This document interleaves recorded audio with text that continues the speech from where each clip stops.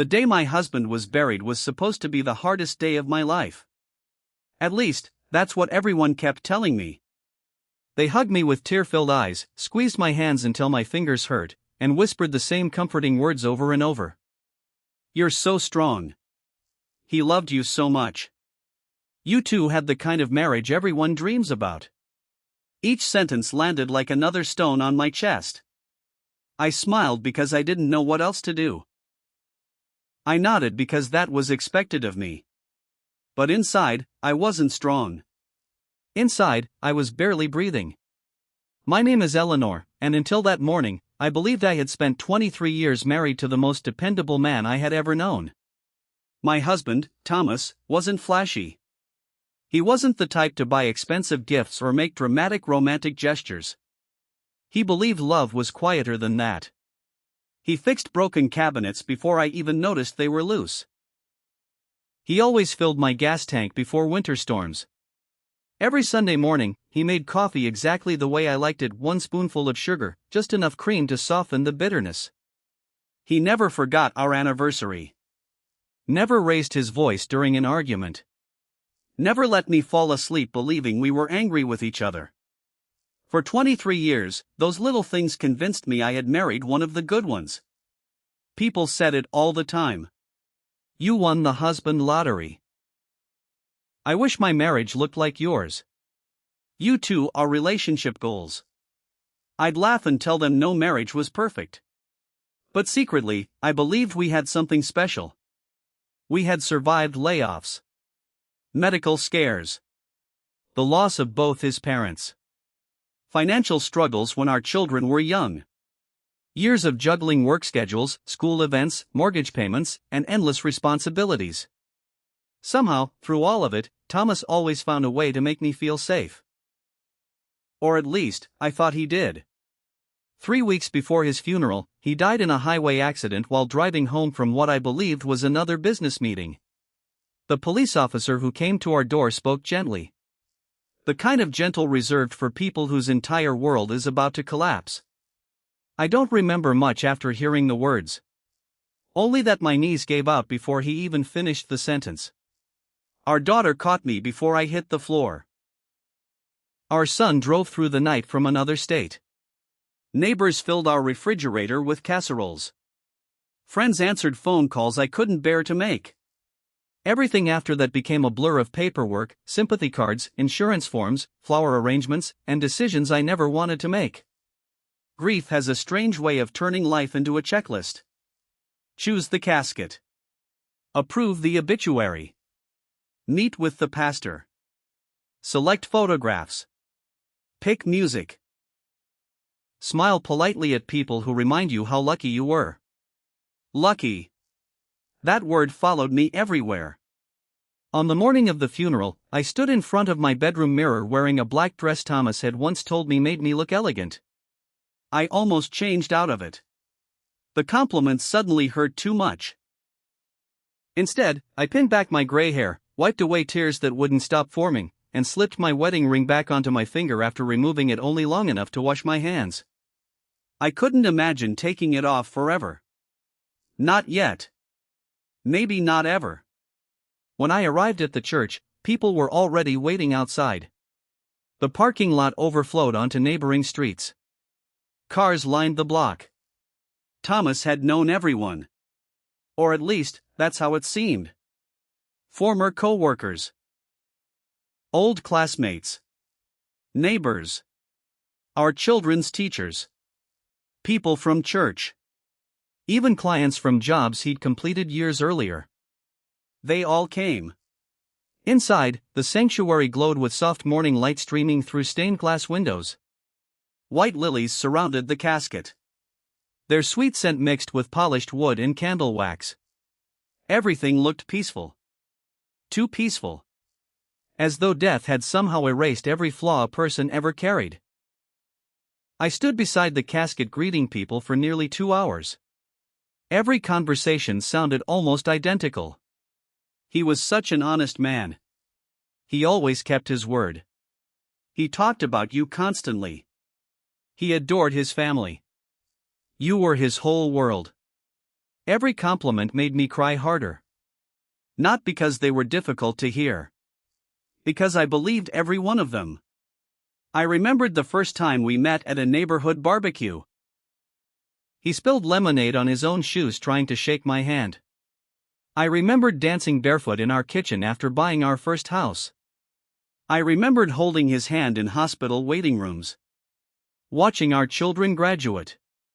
Planning retirement trips we would now never take. My entire life replayed itself in scattered pieces while strangers offered condolences. Our daughter, Emily, stayed beside me almost the entire time. Every few minutes she'd whisper, "Mom, sit down for a minute. I'll be okay. You don't have to greet everyone."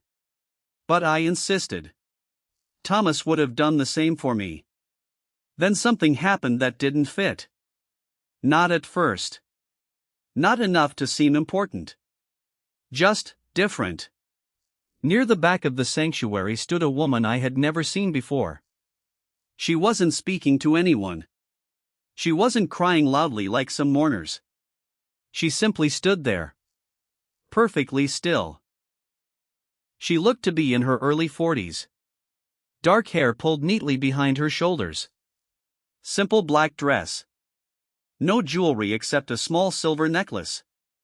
She wasn't looking at the flowers. She wasn't looking at the pastor. She wasn't even looking at Thomas's casket. She was looking at me. Not with anger. Not with judgment. With something far more unsettling. Sadness. The kind of sadness that seemed deeply personal. Our eyes met for only a moment. She quickly looked away. I assumed she must have been one of Thomas's former co-workers. Someone I simply hadn't met. After all, 23 years of marriage didn't mean I'd met every person he'd ever known. Still, something felt unusual. Then I noticed the two children standing beside her. A teenage girl. Maybe 16. And a younger boy around 12. Both dressed in black. Both unusually quiet. The little boy kept staring toward the casket. The girl reached for his hand every few moments, almost protectively. Families often brought children to funerals. There was nothing strange about that. Yet I couldn't stop watching them. The boy shifted slightly, and for one brief second, my heart skipped. It wasn't something I could explain. Not immediately. There was just something familiar about him. The shape of his smile. The curve of his jaw. The way he tilted his head while listening. It reminded me of someone. Someone I saw every day for more than 2 decades. I blinked, embarrassed by my own imagination. Grief does strange things to the mind. You begin finding familiar faces everywhere. You search for pieces of the person you've lost in complete strangers. I convinced myself that was all this was. Nothing more. The service began. Our pastor spoke beautifully about devotion, kindness, and integrity. He described Thomas as a man who lived with quiet faith and unwavering love for his family. Everyone nodded. Several people cried openly. I cried too. Because every word matched the husband I believed I'd known. After the final hymn, people slowly lined up to offer one last goodbye before leaving for the cemetery. The mysterious woman never joined the line. She waited patiently near the exit. As people filtered outside, she gently rested one hand on the younger boy's shoulder and whispered something I couldn't hear. The children nodded. Then all three started walking toward the door. For reasons I still can't explain, I watched them instead of everyone else. Something inside me refused to let them disappear unnoticed. Just before reaching the exit, the woman stopped. She looked back at me one final time. Then she walked directly toward where I stood. My pulse quickened. She said nothing. Not a single word. Instead, she placed a plain cream-colored envelope into my trembling hand. Her fingers were ice cold. She held my gaze for one long, painful second. There were tears in her eyes. Not the tears of a stranger. the tears of someone carrying a grief that matched my own. Before I could ask who she was, she quietly whispered, "I'm sorry."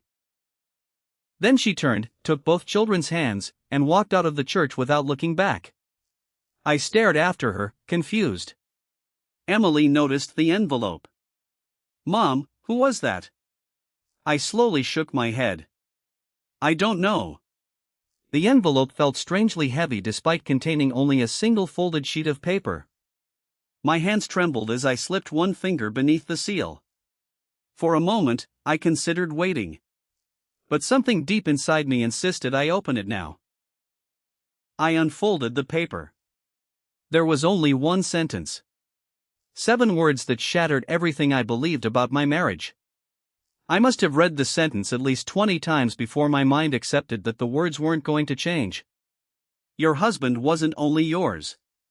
At first, I thought it had to be some kind of cruel joke. People do strange things when someone dies. Grief brings out kindness in some people and bitterness in others. Maybe someone blamed Thomas for an old business deal. Maybe it was a misunderstanding. Maybe the woman had mistaken him for someone else. There had to be another explanation. Because the alternative was impossible. I folded the paper carefully and slipped it into my purse before anyone else could see it. My hands were trembling so badly that I almost dropped it. "Eleanor?" My daughter Emily gently touched my arm. "You okay?" I forced a smile that felt painfully fake. "Just tired." She wrapped an arm around my shoulders. "It's almost over." I nodded, though something inside me whispered that it wasn't over at all. It was only beginning. The rest of the funeral passed like a dream I couldn't wake up from. People hugged me, shared stories about Thomas, cried beside me, and spoke about what an extraordinary husband and father he had been. Normally those words would have brought comfort. Now every compliment sounded like a question. Had they really known him? Had I?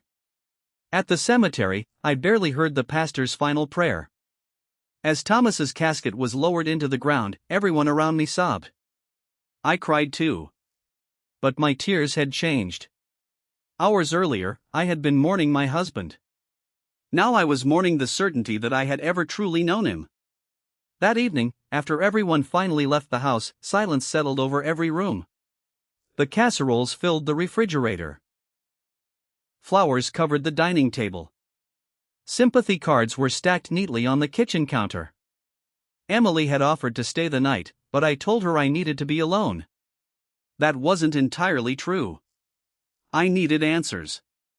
I carried the envelope upstairs and laid it beside our wedding album. The contrast made my stomach turn. 23 years of photographs. Vacations. Christmas mornings.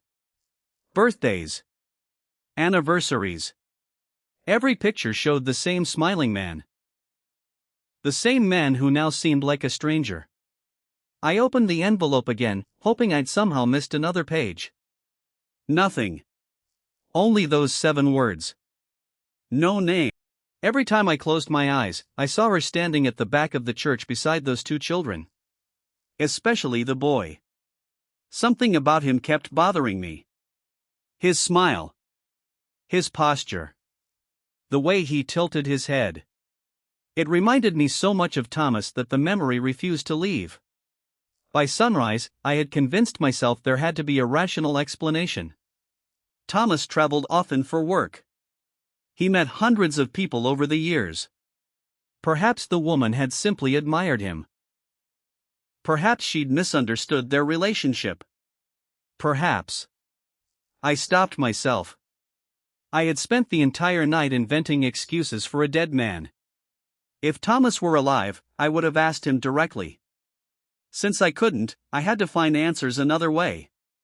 3 days later, I sat down to organize the mountain of paperwork his death had left behind. Insurance forms. Bank statements. Utility bills. Tax documents. Our accountant had always praised Thomas for keeping impeccable records. He files everything, he'd once joked. He's more organized than most accountants. He was right. Every folder was labeled. Every receipt dated. Everything appeared exactly as it should. Until I reached a folder marked property taxes. Inside were several receipts I recognized. Then one caught my attention. The address printed at the top wasn't ours. I frowned. Maybe it was an investment property. Thomas had occasionally talked about buying rental homes after retirement. But we'd never actually done it.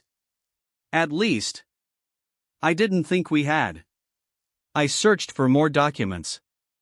Another tax payment. Another utility bill. Another insurance statement. All connected to the same address. Every payment had come from one of Thomas's personal accounts. An account I had never seen before.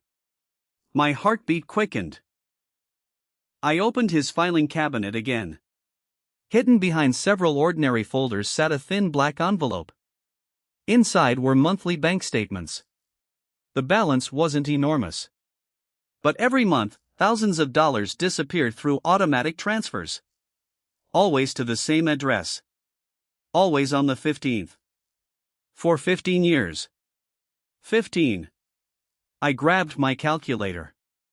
15 years. Almost exactly the amount of time the mysterious woman appeared to have known him. No. That couldn't be coincidence. The next morning, I drove to the bank. The manager recognized me immediately. Eleanor. I'm so sorry for your loss. Thank you. I was wondering if someone could explain these transactions. He studied the statements carefully. I'm afraid this account was solely in your husband's name. I'm his legal beneficiary. I understand. He hesitated.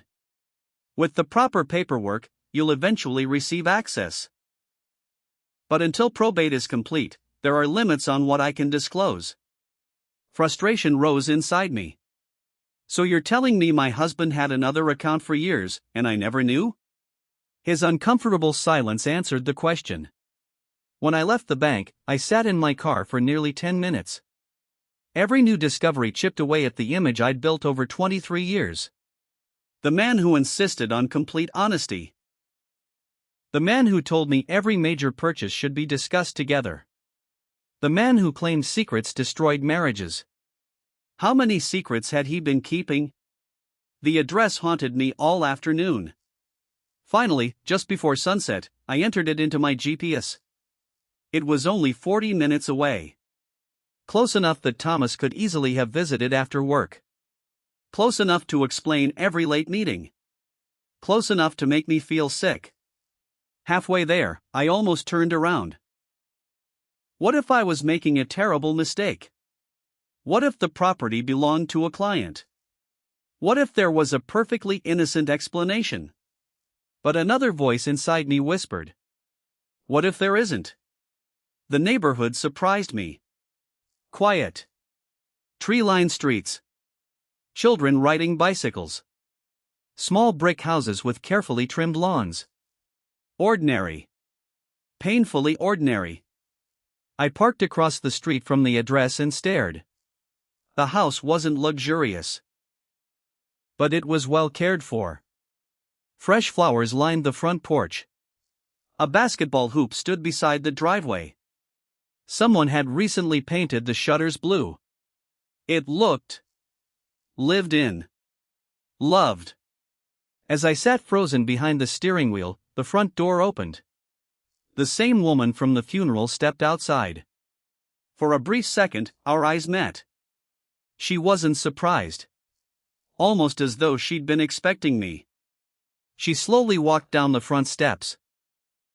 When she reached my car, she gently knocked on the window. I lowered it only a few inches. Neither of us spoke. Finally, she broke the silence. I wondered how long it would take. You know who I am? I've known who you are for years.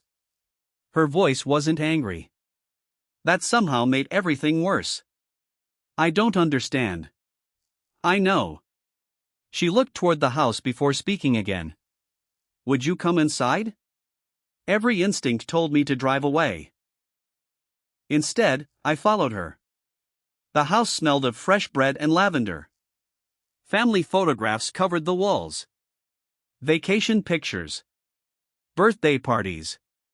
Christmas mornings. School graduations. Normal family memories. Then I stopped walking. In the center of the hallway hung a large framed photograph. Thomas. Smiling. His arm wrapped around the woman. The two children standing in front of them. It wasn't edited. It wasn't fake. It was unmistakably him. My knees nearly gave out. No. The woman quietly closed the front door. I'm sorry you had to find out this way. I couldn't take my eyes off the photograph. Who are you? My name is Rachel. And him? She looked at the picture with tears filling her eyes. My husband. The word hit me harder than any scream could have. My husband, I whispered. Rachel slowly shook her head. He told me he was divorced. I stared at her in disbelief. No. He wore a wedding ring. So did mine. Silence filled the room. Neither of us moved. Finally, two sets of footsteps echoed from the hallway. The teenage girl appeared first. Then the younger boy. Both stopped when they saw me. Rachel spoke softly. This is Olivia. The girl offered a polite smile. And this is Noah. The boy looked directly at me. For the first time, I saw it clearly. The eyes. The smile. The shape of his face. He wasn't just similar to Thomas. He was Thomas. 20 years younger. Rachel rested a hand on Noah's shoulder. He looked up at her and asked the simplest question imaginable. Mom. Is this Dad's other family? The room spun around me. Every business trip. Every conference. Every overnight meeting. Every anniversary dinner he'd postponed. Every birthday he claimed work had interrupted. Every promise. Every excuse. Every lie. In one unbearable moment, I realized where my husband had truly been whenever he told me he was working late. He hadn't been building a career. I don't remember how I made it back to my car. He had been going home to another family. One moment I was standing in Rachel's hallway, staring at the photographs that proved my husband had lived another life. The next, I was gripping the steering wheel so tightly that my knuckles had turned white. I sat there for nearly an hour without starting the engine. The world outside carried on as if nothing had changed. Children rode their bicycles down the sidewalk. A man walked his dog across the street. Someone laughed in a nearby backyard. Everything looked normal. But my entire life had just been split into two versions. The life I believed I had lived. And the life Thomas had actually been living. Neither one could exist without destroying the other. When I finally drove home, I didn't turn on the radio. I couldn't bear to hear another love song or another cheerful voice pretending the world made sense. The silence felt more honest. As soon as I walked through my front door, I looked around the house differently. Our family portraits hanging on the wall. The vacations we had framed in the hallway. His favorite chair by the fireplace. The coffee mug he always used. For 23 years, every object in this house had reminded me of love. Now they reminded me of lies. I walked into our bedroom and opened his closet. His clothes were still hanging exactly where he had left them. His blue jacket. His work shirts. The tie he wore every Christmas. I reached into one of the pockets, not expecting to find anything. Instead, my fingers brushed against a small folded receipt. A gas station. 38 miles from Rachel's house. The date was one of our wedding anniversaries. That night, Thomas had told me an important client needed him out of town. I had eaten anniversary dinner alone. He had apologized the next morning with flowers. I had forgiven him without hesitation. Now I knew exactly where he had been. I slid down onto the bedroom floor, holding that tiny receipt like it weighed 100 pounds.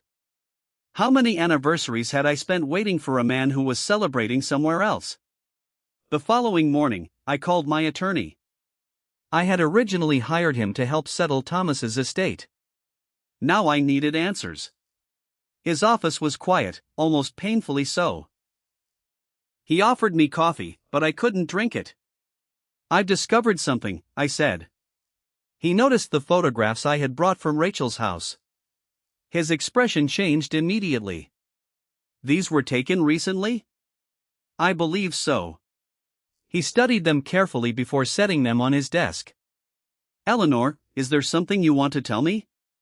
"My husband had another family." The words sounded unreal, even coming from my own mouth. He remained silent for several seconds. "I see."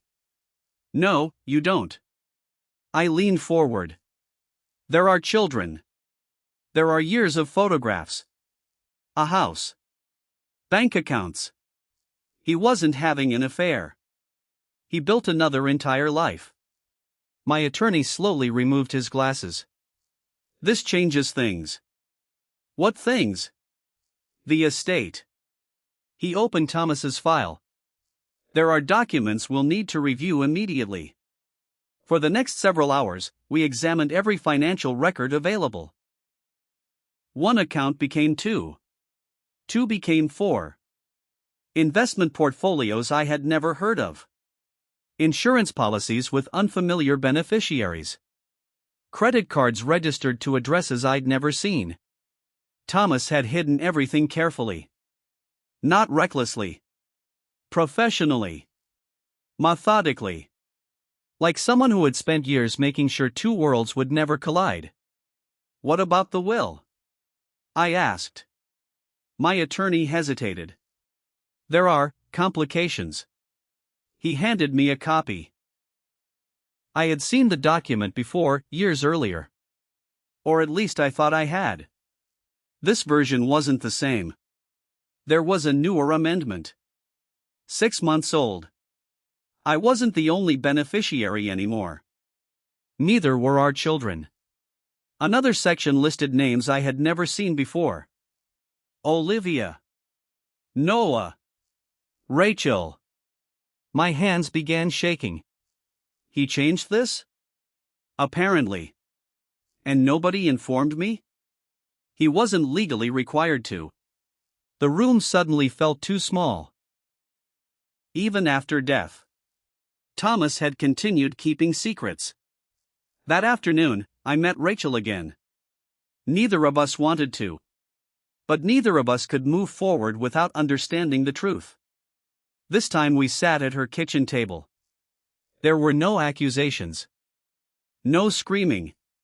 Only exhaustion. She poured coffee into 2 mugs. "I don't know if you'll believe me." "I don't know either." She nodded. "When I met Thomas, he introduced himself as a divorced father." I stared at her. "He said his marriage ended years earlier." "He showed me photographs." "What photographs?" "You. Our children. He said you had remarried." I closed my eyes. Another lie. Another carefully constructed story. I never remarried. I know that now. Rachel looked down into her coffee. "I found out the truth the day he died." I looked up. "You didn't know?" She slowly shook her head. "When the police contacted me, they asked if I was his wife. I said yes. They apologized. They told me another woman had already identified the body." Neither of us spoke. There was no comfort left to offer. Only disbelief. "I thought I was destroying another woman's marriage," Rachel whispered. "But according to him, there wasn't one." Tears rolled silently down her cheeks. "I loved him. So did I." Those 3 words somehow hurt more than everything else. Because they were true. Neither of us had been pretending. Neither of us had been playing games. We had both genuinely loved the same man. The only person who had known the truth was Thomas. As weeks passed, more pieces emerged. Former coworkers mentioned how often Thomas left early on Fridays. A neighbor remembered seeing another woman pick him up years ago. An accountant admitted Thomas always insisted on handling one particular account personally. No one thought much of it. Looking back, every clue seemed obvious. At the time, none of them had meant anything. That's how deception works. It hides in ordinary moments. One lie alone seems harmless. Hundreds of small lies become an entirely different life. Our children struggled even more than I did. Emily refused to believe any of it. There has to be some mistake. There isn't. Dad would never do this. I used to think that too. She cried until she could barely breathe. I don't know who I'm supposed to miss anymore. Neither did I. Our son, Michael, reacted differently. He became angry. Violently angry. He punched a hole through the garage wall after seeing the photographs. He made us look like fools. No, I quietly answered. He lied to us. There's a difference. Michael shook his head. I don't even know if I hate him. I don't know either. That was the hardest part.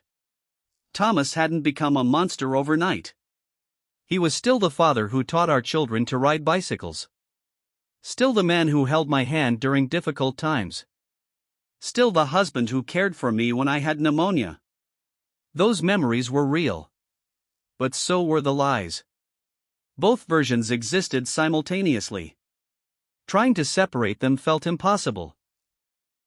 Nearly a month after the funeral, another letter arrived.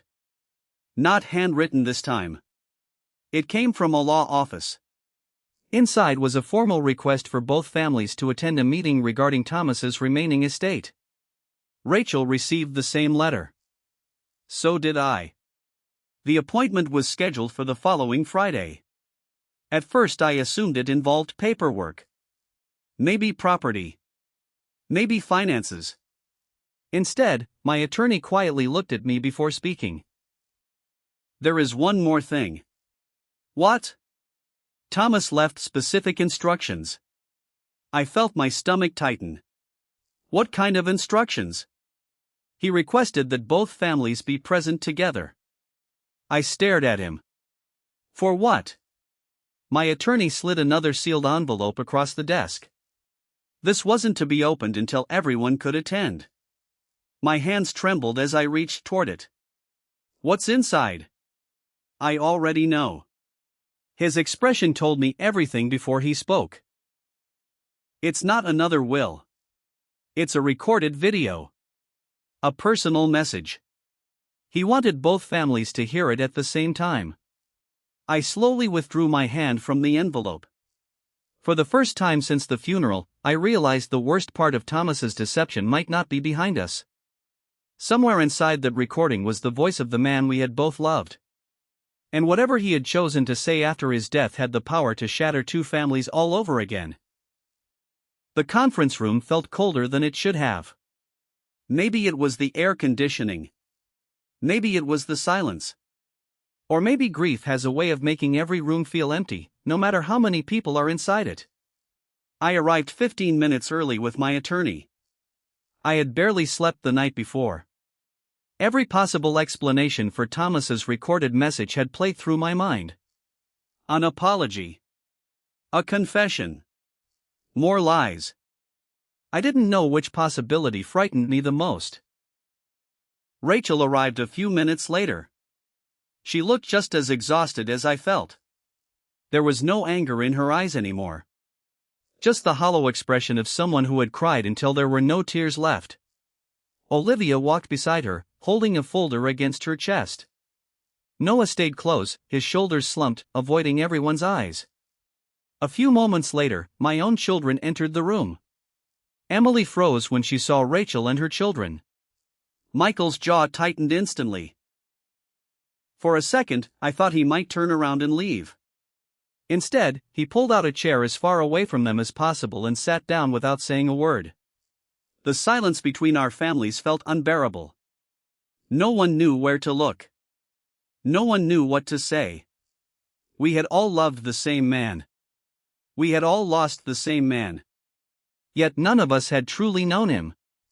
Thomas's attorney cleared his throat. "Thank you all for coming." No one answered. As requested in Mr.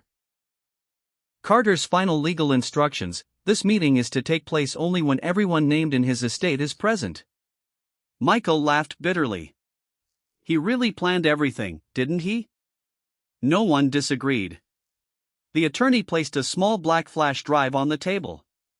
This recording was made approximately 4 months before Mr. Carter's death. He looked around the room. Once it begins, I ask that everyone allow it to finish before discussing its contents. My heart pounded so loudly I could hear it in my ears. The lights were dimmed. A television mounted on the wall flickered to life. For a few seconds, the screen remained black. Then Thomas appeared. He was sitting in what looked like a hotel room, wearing one of his blue dress shirts. The same one he wore to Emily's college graduation. Seeing him alive again stole the air from my lungs. For one impossible second, I forgot he was dead. He smiled softly into the camera. "Hi." His voice sounded exactly as I remembered. Calm. Warm. Familiar. I don't know when you're watching this. If everything happened the way I instructed. He paused. Then both of my families are sitting together. The words hit the room like an explosion. Rachel lowered her head. Emily immediately began crying. Michael looked away from the screen. Thomas closed his eyes for a long moment. I've replayed this conversation in my mind thousands of times. There isn't a version where I don't hurt someone. So I kept waiting for the right moment. There never was one. He sighed deeply. The truth is, I was a coward. No one moved. I told myself I was protecting everyone. I convinced myself that keeping 2 lives separate was less painful than destroying one. I was wrong. His voice cracked. Every lie I told required another lie. Every promise created another betrayal. I spent years believing I could somehow make everyone happy. But all I really did was guarantee that someday everyone would hate me. Michael stood abruptly. I already do. He started toward the door. My attorney gently touched his arm. Please. Michael hesitated before sitting back down. On the screen, Thomas continued. Eleanor. Hearing my name from his lips made my stomach twist. You gave me the happiest years of my life. I loved raising our children with you. I loved every home we built. Every Christmas. Every Sunday morning. I never pretended those moments. Tears rolled down my face. Because I believed him. That was the cruelest part. I believed he had loved us. He simply hadn't loved us enough to tell the truth. Thomas turned his attention toward the other side of the camera. Rachel. She covered her mouth with trembling hands. You saved me during one of the darkest periods of my life. I should have told you everything the day we met. Instead. He looked down. I lied before I even learned your favorite color. Rachel began sobbing quietly. I watched you build a home with me. I watched our children grow. And every birthday. Every holiday. I carried guilt that never left. He leaned closer to the camera. I know both of you probably believe one of you was the mistake. You weren't. The mistake was me. The room became completely silent. No one had expected those words. I loved both of you. I know that sounds impossible. Maybe it is. But loving someone doesn't excuse destroying their trust. My love became selfish. I stopped making choices for the people I loved. I started making choices for myself. His face looked older than I remembered. More tired.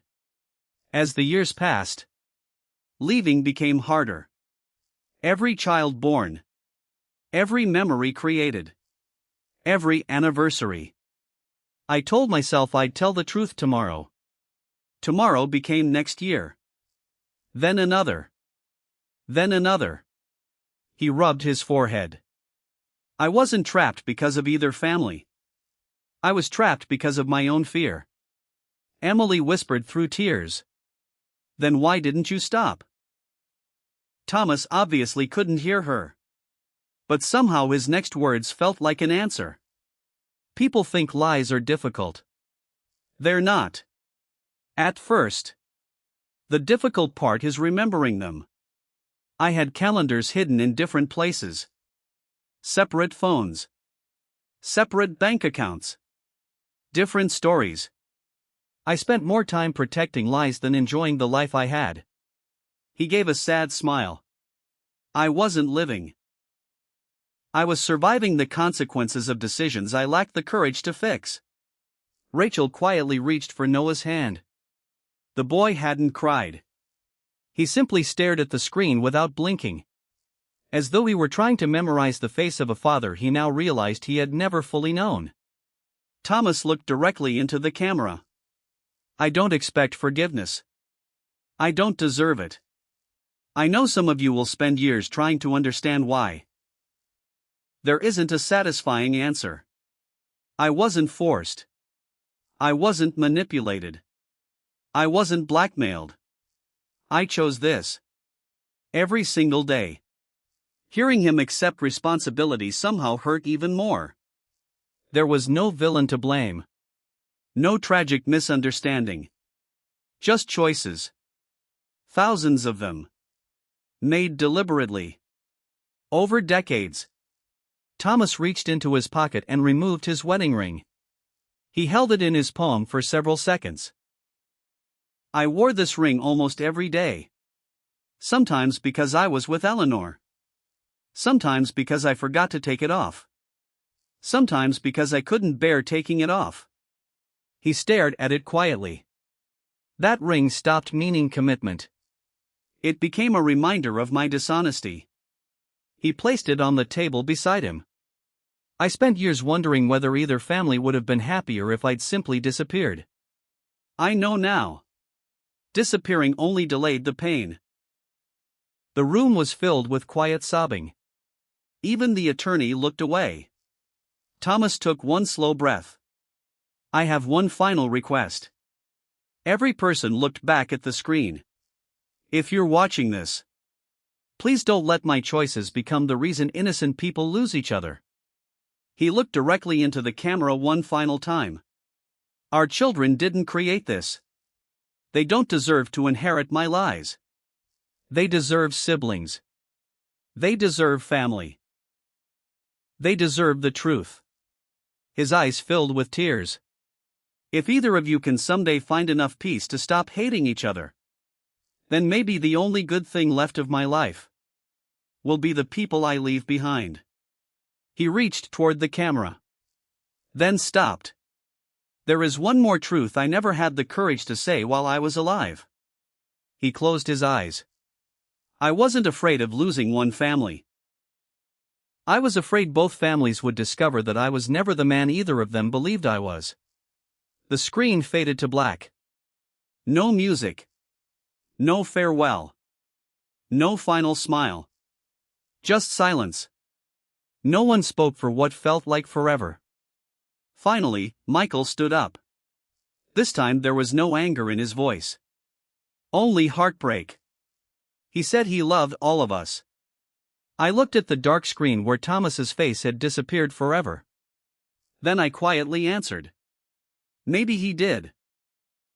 I swallowed hard, feeling the weight of every shattered memory. But love without honesty doesn't protect people. It breaks them. 3 months passed before I could bring myself to visit Thomas's grave again. The first time after the funeral had been unbearable. I had stood there asking questions that would never be answered, angry at a man who could no longer defend himself and heartbroken over a marriage that now felt like both the greatest blessing and the greatest deception of my life. This visit felt different. The pain was still there, but it had changed shape.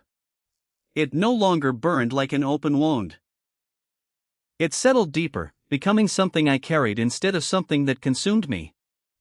I placed a small bouquet of white lilies beside his headstone and stared at the engraved letters. Beloved husband. Devoted father. For a long time, those words had comforted me. Now they felt incomplete. Not false. Just incomplete. Thomas had been a husband. He had been a father. Twice. He had loved. He had lied. Both things could be true at the same time, and accepting that was one of the hardest lessons of my life. I don't forgive what you did, I whispered. And maybe I never will. A cool breeze moved through the cemetery, carrying the scent of freshly cut grass. But I'm tired of letting your choices control the rest of my life. Those were the last words I ever spoke to him. Not because I had found perfect peace, but because I realized I would never receive the apology I deserved. The man who owed it to me was gone. The only person left to save was myself. Over the following weeks, I began sorting through the last of Thomas's belongings. Not because I wanted to relive the memories, but because I wanted to stop living inside them. Every drawer held another reminder. His favorite watch. The reading glasses he constantly misplaced. Old birthday cards from our children. Receipts from restaurants where we had celebrated anniversaries. Some memories still made me smile. Others made me question everything. Eventually, I understood something unexpected. If I allowed every happy memory to become poisoned by his lies, then I would be surrendering 23 years of my own life. Those years belonged to me too. The laughter had been real. The children we raised together were real. The sacrifices I made were real. His deception did not erase my love. It only changed the man who had received it. That realization gave me permission to keep the good memories without pretending the bad ones never happened. Rachel and I didn't become friends overnight. The truth was, there were days when simply hearing her name reopened every wound. I imagine she felt the same about me. We were connected by a betrayal neither of us had chosen. For a while, our conversations remained practical. Lawyers. Paperwork. The estate. Bank accounts. Selling properties. Dividing assets according to the law. Everything felt painfully businesslike. Then one afternoon, after another long meeting with the attorneys, Rachel quietly asked, "Would you like to get coffee?" I almost said no. Not because I hated her. Because I wasn't sure my heart could handle seeing another photograph of Thomas or hearing another story about the years he had stolen from both of us. But something inside me reminded me of his final request. Our children hadn't created this. Neither had we. So I said yes. We sat in a small cafe neither of us had ever visited before. Neutral ground. For nearly 10 minutes, we talked about everything except Thomas. The weather. Books. Our jobs. Then Rachel smiled sadly. You know what's strange? What? We're actually nothing alike. I laughed for the first time in months.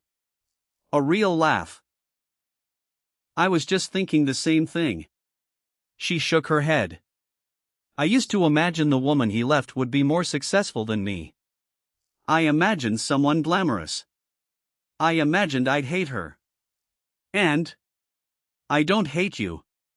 I looked down into my coffee. I never hated you either. I hated the lies. She nodded. So did I. It was such a simple sentence. Yet somehow it freed us both. We stopped seeing each other as rivals. We started seeing each other as survivors. The biggest challenge came when our children met without lawyers or paperwork between them. Emily was nervous. Michael pretended he didn't care. Olivia looked terrified. Noah barely spoke. I rented a small picnic shelter in a public park. No expectations. No speeches. Just lunch. At first, the conversation was painfully awkward.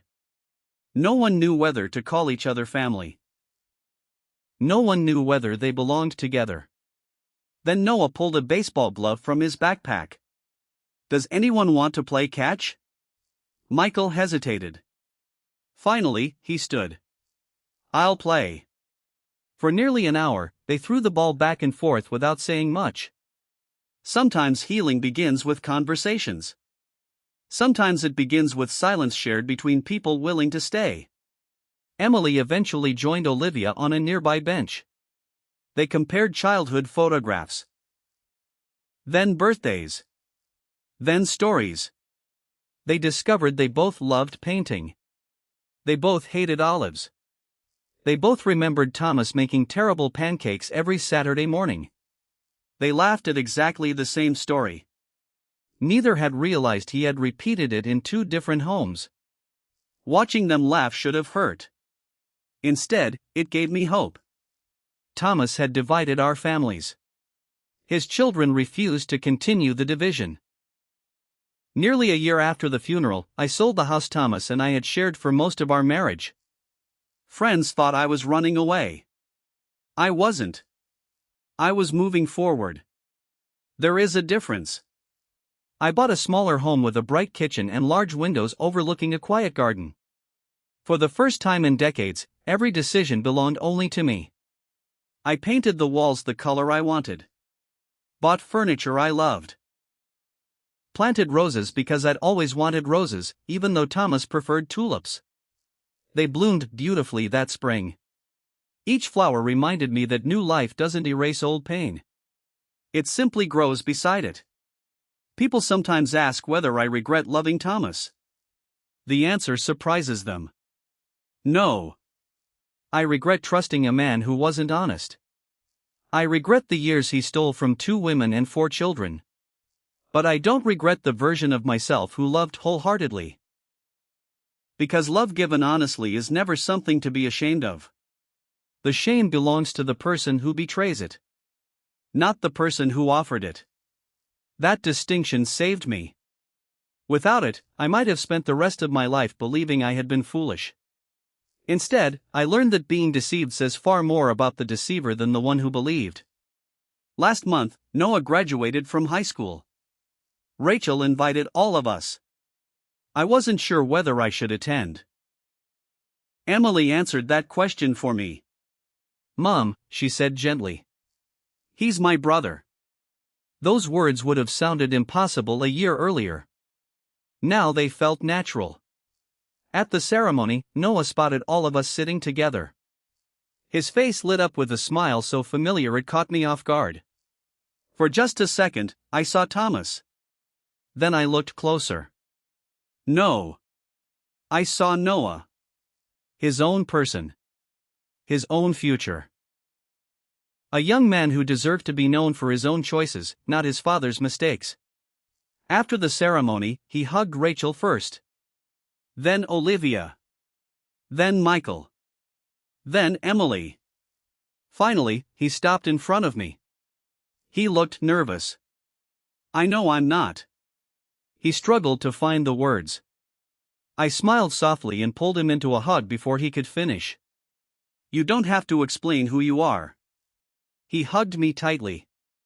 In that moment, I realized something extraordinary. Thomas had spent decades building walls between the people he loved. After his death, the people he hurt had chosen to build bridges instead. Sometimes I still think about the woman I was before the funeral. The woman who believed she knew every chapter of her marriage. I miss her innocence. I don't miss her ignorance. The truth broke my heart. But it also gave me something lies never could. Freedom. Freedom to stop pretending. Freedom to grieve the man I thought I married while accepting the man he really was. But even after that kind of loss, life can surprise you. Healing does not arrive all at once. It comes in quiet conversations, unexpected forgiveness, new relationships, blooming gardens, and ordinary mornings when you realize the pain no longer controls your every thought. The day of Thomas's funeral, I believed I was burying my husband. I was wrong. That day, I also buried the illusion of the life I thought we had built together. And somehow, beneath all the heartbreak, I found something I never expected to uncover again. Not another love story. Not revenge. Not perfect closure. I found myself. And that, in the end, became the only goodbye that truly set me free.